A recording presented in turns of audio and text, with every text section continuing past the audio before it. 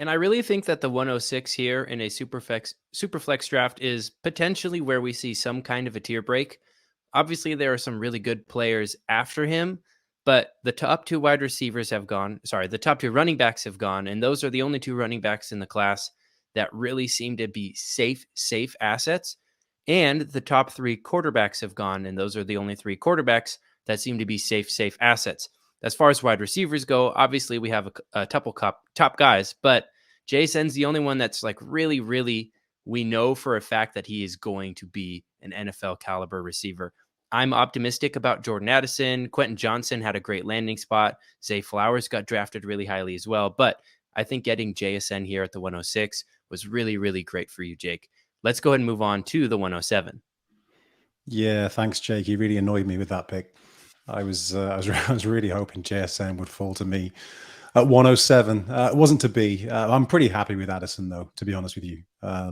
He was my number 2 receiver in the draft. The route running is unreal. Arguably one of the best, if not the best, amongst the rookie wide receivers. You combine that with his release, his acceleration, his ability to navigate traffic. I think he could be something special. He was the Biletnikoff winner for a reason.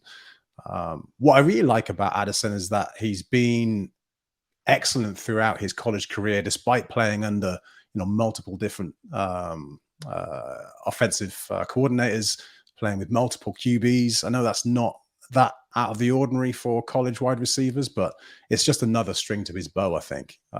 He had some drop issues earlier in his career, but that really wasn't a problem last year.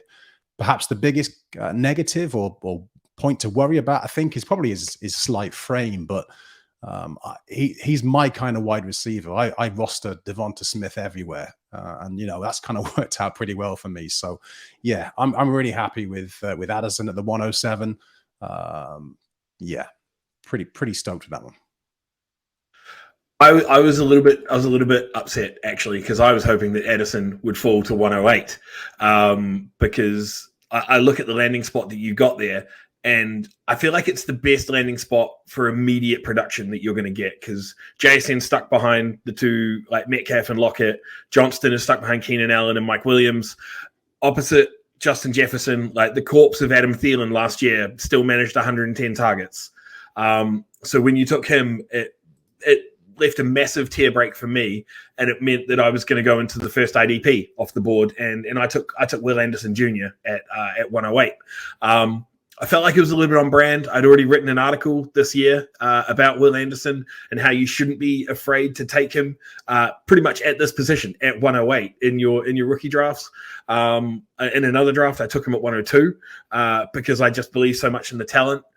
Like the production that he put up at Alabama, second only to Derek Thomas in the college's history in terms of those numbers. And you think about the players that Alabama has had. When I did the article, I compared him to some of the other top prospects like that we've had in the recent years. So both Bosa's, Hutchinson, Kayvon Thibodeau, Chase Young, Bradley Chubb, Myles Garrett, like other guys taken top 10 in the NFL draft. And on a per game basis, he beat them all. Like he had better stats per game than all of those other elite pass rushers. So if you're in an IDP draft, I feel more than happy taking him over sort of the confusion that you have with the other wide receiver landing spots, the mess we have at running back, and the tight ends as well. And honestly, that was good and bad for my next pick at the 109, because it made it easier for me to choose who I was going to take, because I feel like there was really only one guy left in that tier, but it also made me a little upset because I was kind of hoping to get Will Anderson myself. And so I feel like this year there's a top 3 at wide receiver, and they can go in any order. I've seen them go in any order in real rookie drafts because I've already been in like 4 or 5 of them. But Quentin Johnston, I should say.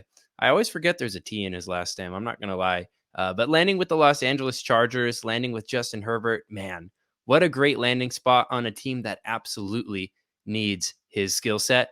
I think he's primed for production, and while I do have some doubts about his ability to actually play NFL caliber football because he was a little iffy at TCU and he definitely is a little raw, needs some development, I'm optimistic about what he can become, and I feel like he's just the right pick here.